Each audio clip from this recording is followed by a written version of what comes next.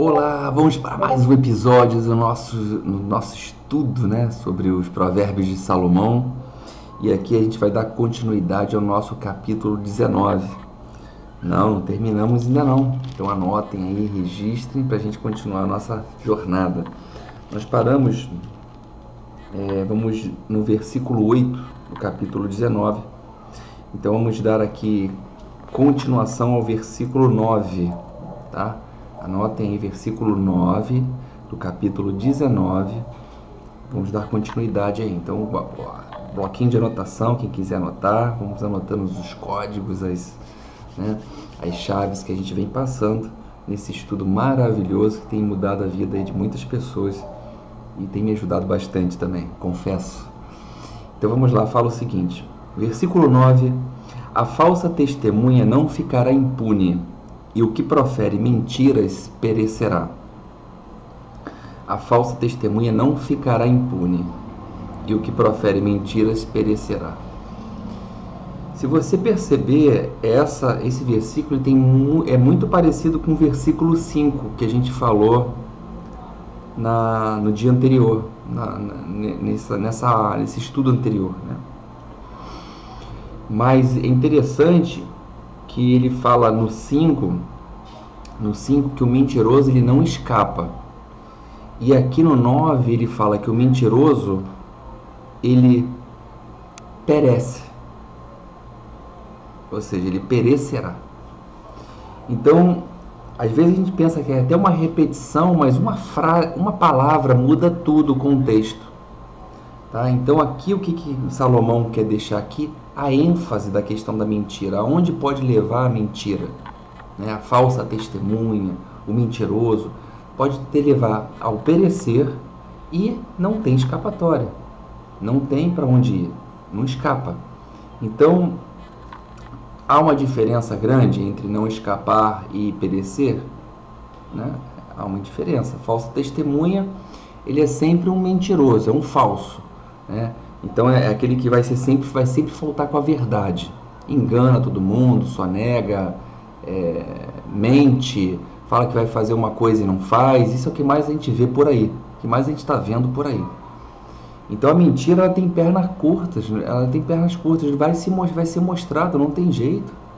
O mentiroso ele sempre vai ser flagrado na sua contradição. E aí, o que nós vamos fazer com isso? A gente vai aceitar? A gente aceita isso? A gente é muito passivo, a gente aceita muita coisa mesmo, não tem jeito. Mas não pode, nós somos um povo que carece de querer as coisas certas. A gente tem esse direito de querer o que é certo. Então, assim, isso aqui está falando que essas duas palavras muito fortes, perecer, ele diz aqui, perece significa que vai ser arruinado. Então, assim, a falsa testemunha, o mentiroso, ele não vai ser apenas apanhado, como ele diz no 5, né? Mas ele também vai perecer. Perecer significa ruína total, reputação arruinada, luz apagada. Simples assim. Seu nome cair na boca do lixo, vira um lixo. Entendeu? Daqui a pouco se some, ninguém mais ouvir falar, porque ninguém quer saber de alguém mentiroso que enganou. Então, olha que forte isso aqui, como isso deveria ser a base moral, né? Os provérbios deveriam ser a base moral de todo o nosso, diz assim, da nossa educação. Versículo 10, capítulo 19.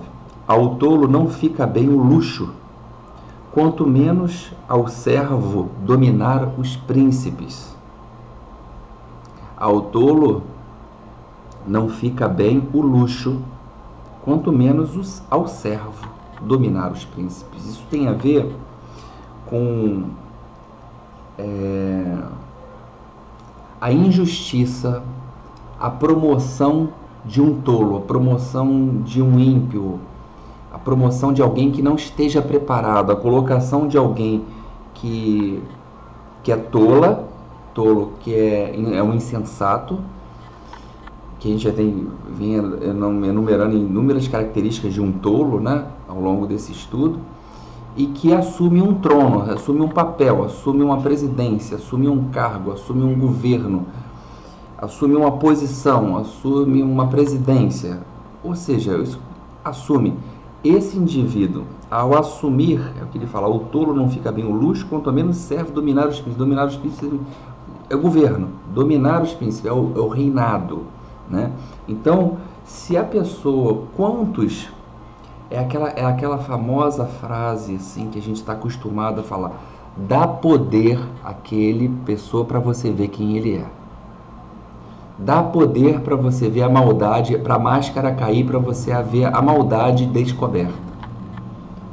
Então, é isso, o segredo é esse. E é o que ele está falando assim, quando o poder é dado ao tolo, aquele que não tem competência, não tem capacidade, tudo a gente vê, a máscara cai, não tem jeito.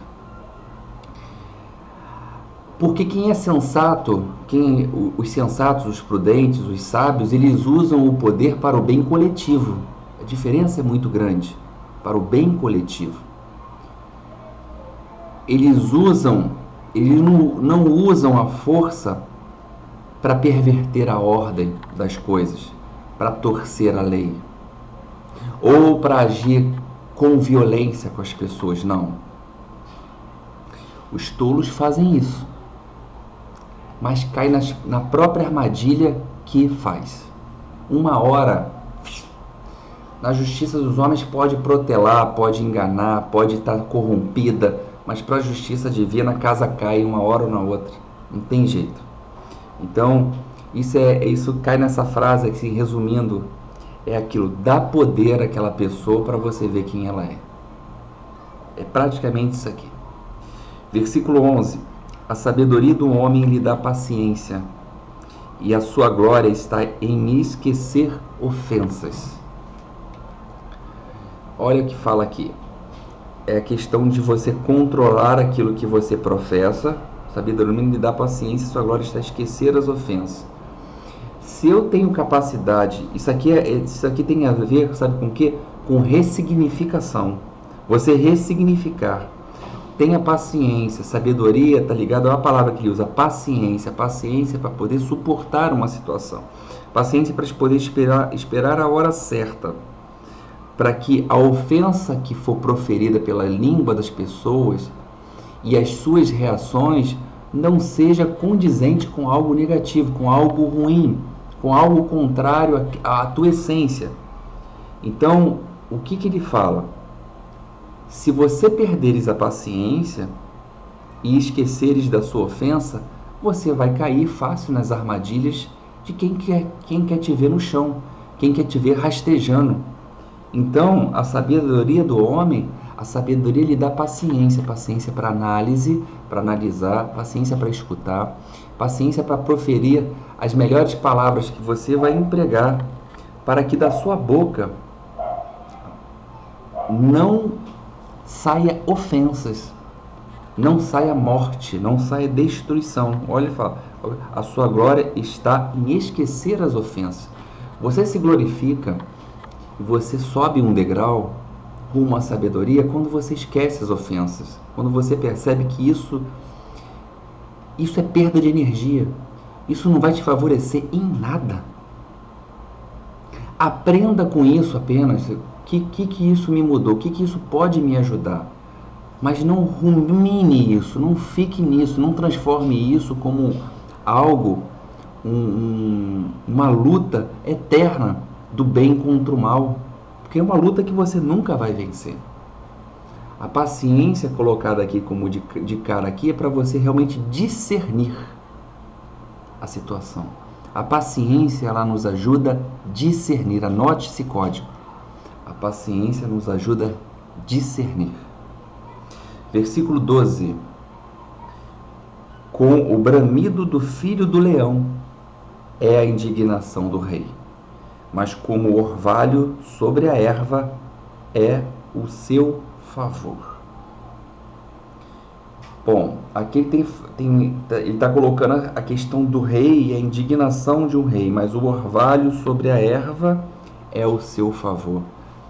É para a gente pensar, né?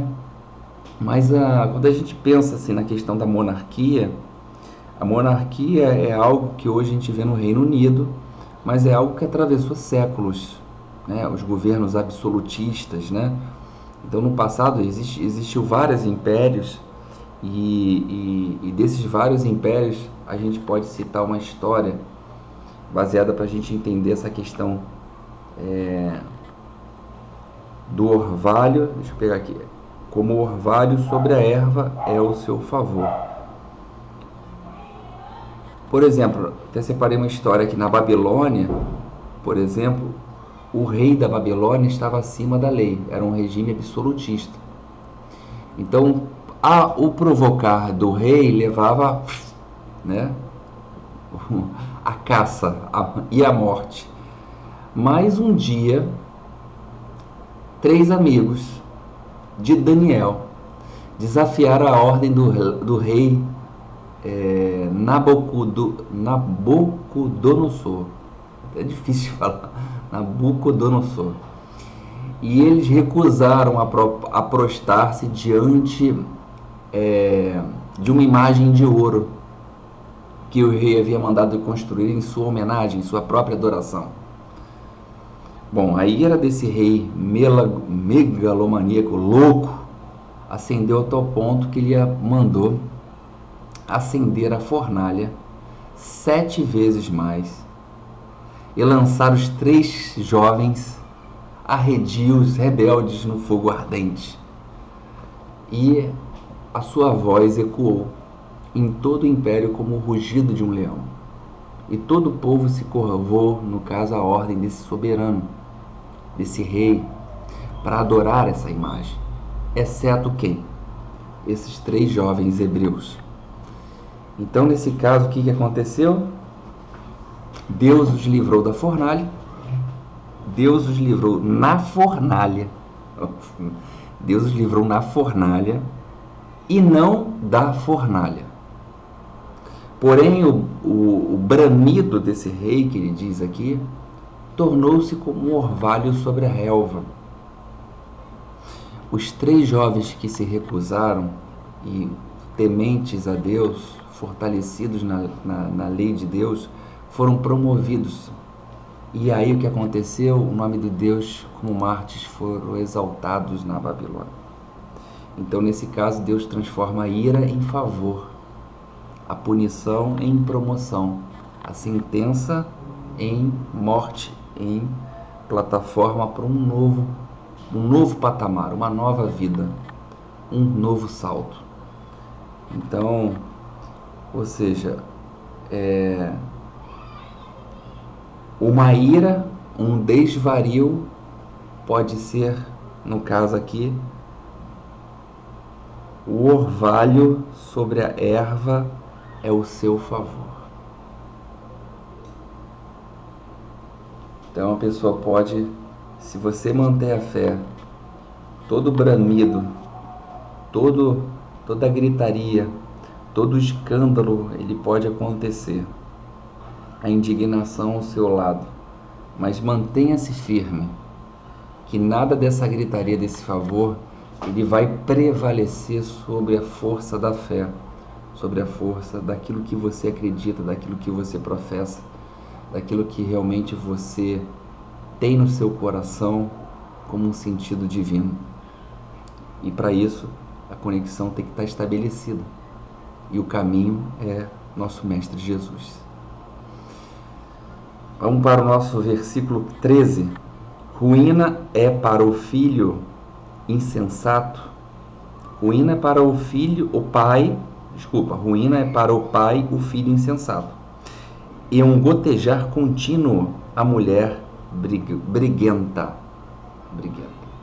Então aqui fala do juízo, né? Ou seja, um filho sem juízo, o que ele pode trazer para o pai na sua insensatez, nas suas escolhas, todo o sofrimento que ele pode trazer para sua casa, né? Quando o filho ele despreza os ensinamentos dos pais, no caso. E aqui ele fala também da mulher, né? Como ele corresponde aqui ao gotejar contínuo, né? A goteira que pinga sem parar e transforma a vida num pesadelo, né? Então, a Bíblia, se você for ver, É melhor você viver, no caso, sozinho do que uma mulher que busca os conflitos, de uma mulher que não é briguenta, de uma mulher que busca contenda. Isso não vale a pena. Então,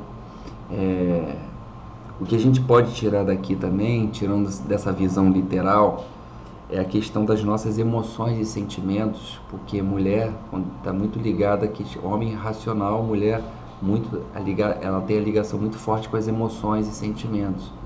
E todos nós, independente de homens e mulher, quando a gente não tem controle sobre as nossas emoções, a gente tem esse lado yin, o lado feminino, abalado facilmente.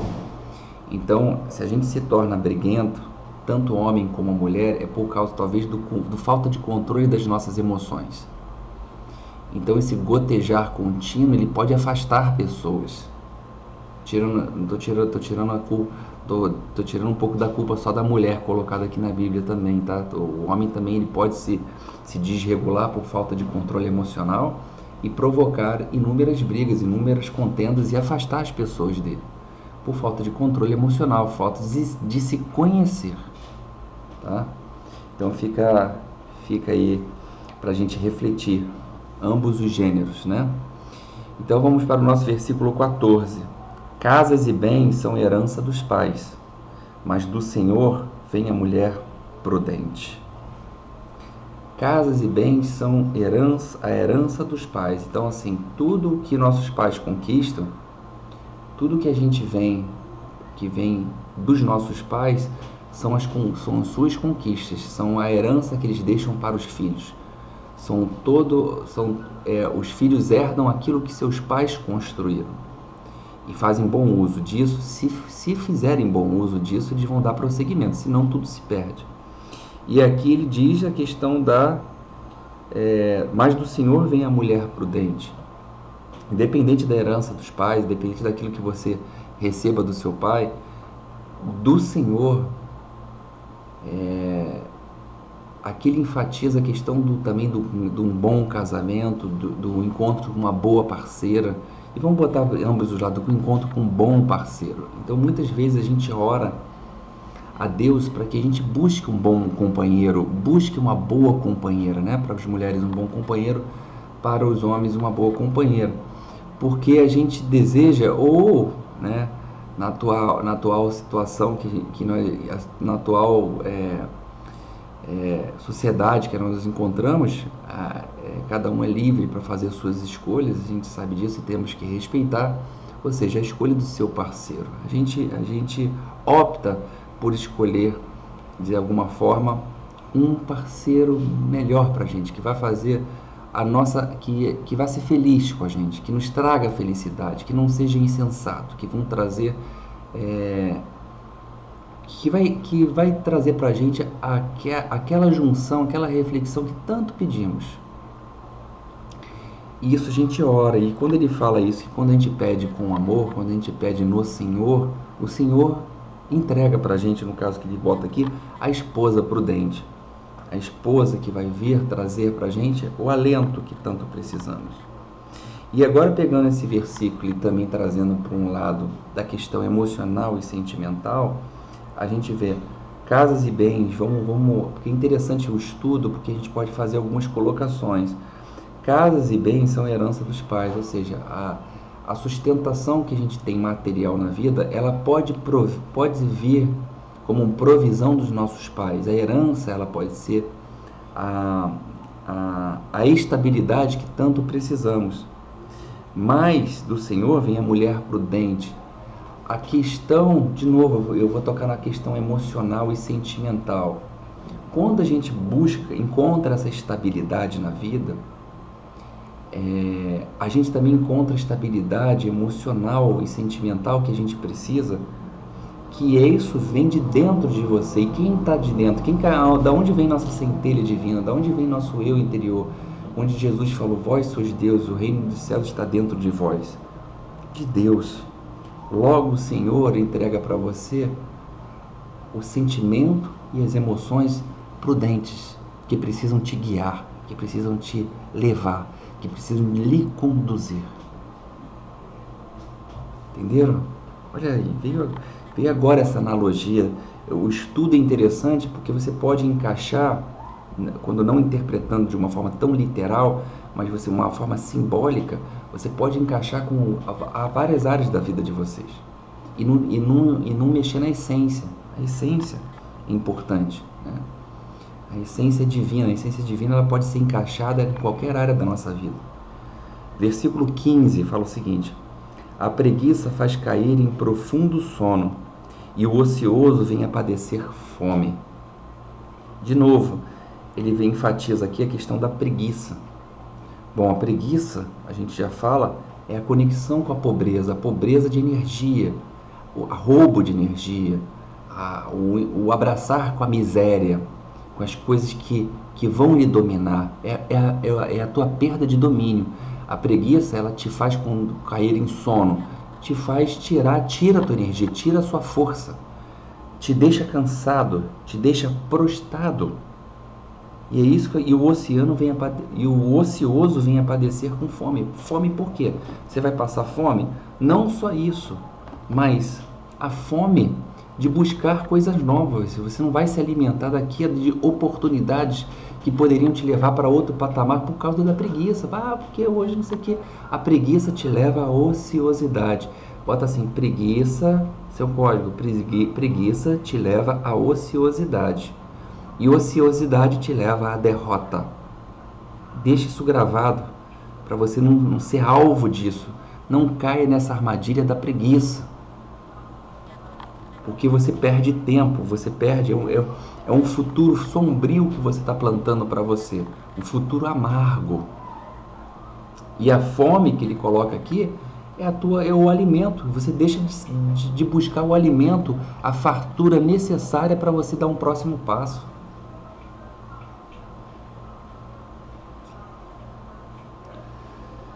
Então, os preguiçosos, continue dormindo aí. Isso aí, continue aí na ociosidade, no marasmo, para vocês verem aonde vocês vão chegar. Não arregassem suas mangas e não vão para a vida não, para vocês verem o que vai acontecer. Não é ameaça não, está escrito. Está escrito. Vamos para o nosso versículo 16. O que guarda o mandamento guarda a sua vida, mas o que despreza os seus caminhos morrerá. Aqui de novo ele vem com versículos parecidos com aqueles iniciais, né? Da questão da obediência, de guardar o mandamento, para a gente ter cuidado de não desprezar as mensagens que vêm nos caminhos, os sinais, como várias placas de sinalização, onde eu não posso desprezar os mandamentos. Quem guarda os mandamentos guarda sua alma de tribulações. Quem observa os mandamentos traz todo o deleite para o seu coração, refrigera a alma.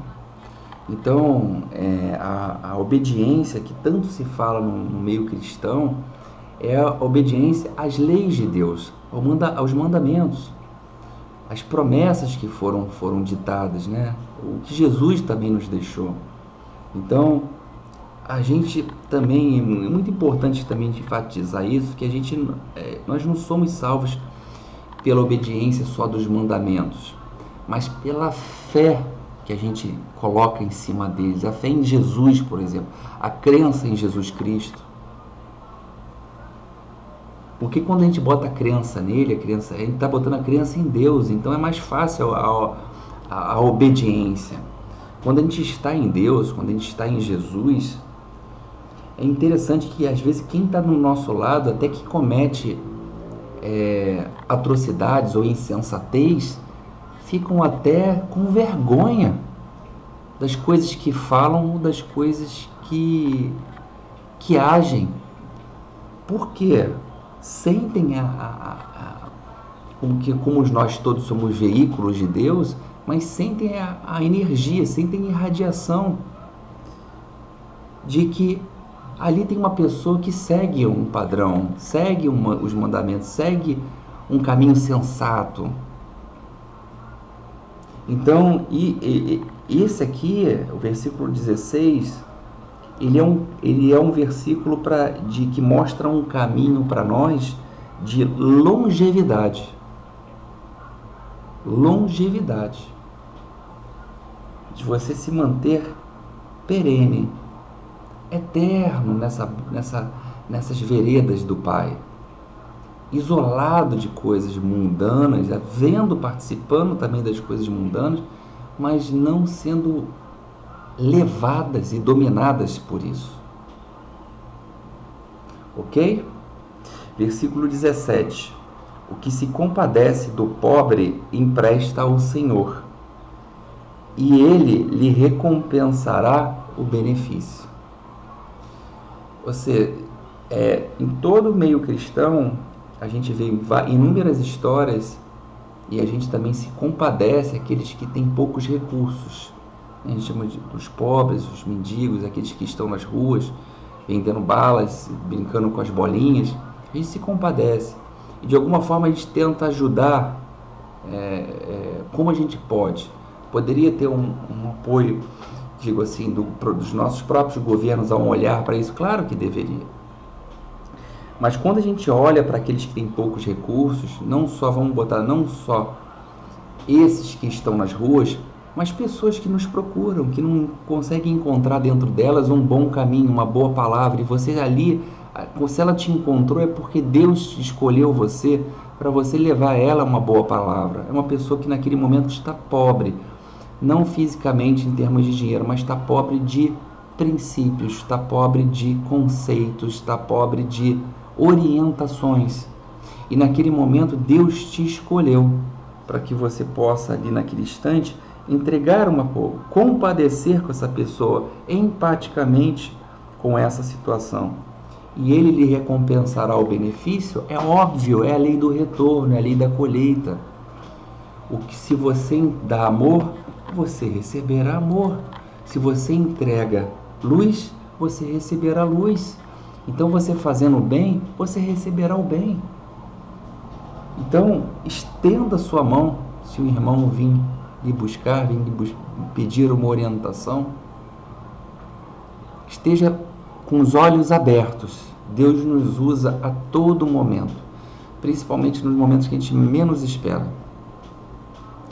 A gente sempre vai estar na hora certa, no lugar certo. Versículo 18. Corrige teu filho enquanto há esperança, mas não a ponto de matá-lo. Esse é focado para os pais. Corrige teu filho enquanto há esperança, mas não a ponto de matá-lo. Isso tem a ver com disciplina, certo? E a disciplina tem duas vertentes muito perigosas aí, tá? Que a gente tem que procurar, como pais, observar para evitá-los.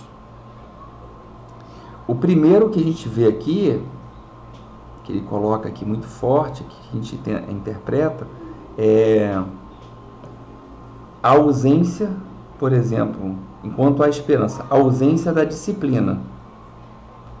E o outro pode ser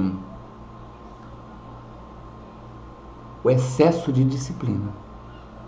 E esse primeiro, que é a ausência da disciplina, é aqueles pais que criam os filhos mimados, mimadinhos, mimimi, a geração Nutella, que a gente vê aí, que aí vai se tornar adulto irresponsável porque teve tudo na mão, jovens inconsequentes, indisciplinados, teimosos, que cometem atrocidades. E o segundo é o extremo, é o excesso de disciplina, onde há talvez agressão, a opressão, a submissão. Torna-se adultos inseguros, adultos revoltados. Então, o que a Bíblia quer dizer aqui? O que os provérbios querem nos deixar claro aqui? Que os pais têm que ter cuidado para não provocar a ira aos seus filhos, para que eles não fiquem desanimados. Por quê? Olha só, corrige teu filho enquanto há esperança, mas não a ponto de matá-lo. Não a ponto de matá-lo, ou seja, não matar seus princípios, não matar suas crenças, não matar sua fé, não matar sua motivação, não matar sua força, sua coragem. Por quê? A correção dos filhos, ela é necessária? Claro que é necessária. Todos nós tomamos corretivos dos nossos pais. Muitos de nós apanhamos, etc, etc. Não foi isso? Então é assim, todos nós fomos corrigidos. A disciplina, ela é um ato de amor, desde que ela seja equilibrada, desde que ela seja vista com os olhos da disciplina mesmo, que tem que ser feita. Voltando ao assunto daquele que é a ausência, os pais que fazem vista grossa, a rebeldia dos filhos, e deixam de disciplinar na hora que tem que disciplinar, estão contribuindo para quê? Para quê? Para a ruína dos seus próprios filhos. Para a ruína dos seus próprios filhos. Então, você acha que escreve isso aí é muito importante, esse versículo aí. Vocês pais, é importante para depois, quem estiver ouvindo, compartilhar isso com pais, né? Pais, mães, que o propósito da disciplina, ela é formar o caráter, mas não é para esmagar a autoestima. Então é preciso equilibrar com temperança a disciplina, dando encorajamento, firmeza, a firmeza mas com doçura, com palavras bem colocadas, a repreensão com um consolo, mostrando os fatos. Porque também a falta de disciplina, a falta disso que eu acabei de citar, ela gera filhos rebeldes. E o excesso, de novo, só resumindo, gera filhos desanimados. Muito bom esse provérbio, né? Muito bom esse versículo. Muito forte. Vamos lá? O nosso último versículo desse nosso estudo. E nós vamos aqui para o nosso versículo 19. Ele fala assim: o homem de grande ira tem de sofrer a penalidade. Se tu o livrares, virás ainda fazê-lo de novo. O homem de grande ira tem de sofrer a penalidade. Se tu o livrares dessa ira, virás ainda fazê-lo de novo. Se você dá corda para isso, então assim, o destempero emocional, o desequilíbrio emocional, a falta de zelo comportamental, é como se fosse um estourar de uma represa, sem controle, ela vai inundar, é tsunami na área. Então uma pessoa que não tem domínio próprio, ela vai explodir em ira, ela vai explodir em raiva e ela vai jogar estilhaço em tudo que é à sua volta. Proteger pessoas como essas, apenas você só dá combustível para esses desatinos, essas loucuras. Então não é legal encorajar atos como esses, de pessoas destemperadas. Não é interessante, é o que Salomão está querendo deixar claro aqui. O homem de grande ira tem de sofrer a penalidade, ele tem que pagar pelos seus atos, ele tem que sofrer as consequências das suas escolhas, dos seus destemperamentos, da sua falta de zelo, do seu desequilíbrio, da sua falta de se conhecer. Se você entrar ali para querer proteger, querer remediar, querer aceitar, querer falar que isso é normal, acabou. É por isso que há muitas violências caseiras em famílias, em locais, por causa disso. As pessoas livram essas pessoas de sofrer penalidades. E essa pessoa vai fazer de novo. Então não tenta blindar pessoas assim, pessoas más, pessoas de um gênio ruim, pessoas que cometem esses tipos de atrocidade. Não proteja pessoas que já estão com o vulcão em erupção, porque só vai dar uma tranquilidade, daqui a pouco vai lançar lava de novo, daqui a pouco vai espalhar sofrimento de novo, vai espalhar maldade de novo, vai espalhar de novo violência. Então não queira ser coadjuvante de uma situação assim. Então muita gente sofre por causa disso, porque também tem medo. Mas você prefere sofrer até algum ponto de perder sua vida, ou você protegendo um ato desse? Ou será que você não está sendo mais justa aos olhos de Deus e mais caridosa a essa pessoa destemperada, no caso, não dando força para isso, não protegendo, denunciando, do que você encorajar um caminho de loucura, uma loucura dessa? Pensa nisso. Pensa nisso. Então, gratidão aí por mais esse período aqui com vocês. Foi fantástico essas reflexões. E assim, foi muito bom aqui esse estudo. Nós aqui falamos aqui praticamente de 10 versículos. Caminhamos por 10 versículos juntos do capítulo 19. E muita luz para vocês. Não deixem de compartilhar. Eu sempre falo isso.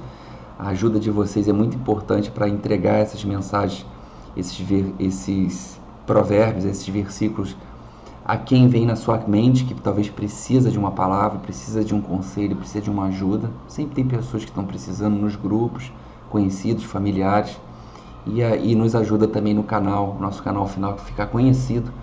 Já estamos aí, passamos de mais de 50 episódios, então tem muito material, muitas horas por aí para a gente refletir, tá bom? Quem perdeu os anteriores, está tudo aí gravado na plataforma. Fiquem com Deus, um beijo no coração, paz e bem, muita luz para vocês. Até a próxima.